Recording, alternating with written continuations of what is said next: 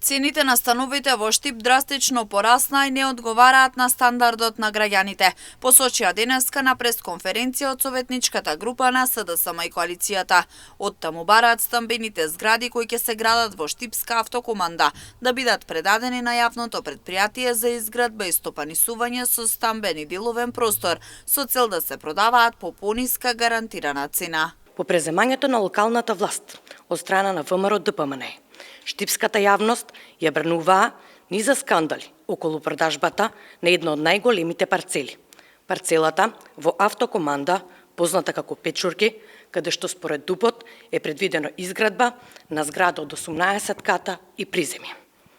Советничката група на СДСМ на денешната седница ќе побара оваа парцела да не биде повторно дел од програмата за располагање со градежно земјиште на општина Штип за 2025 година.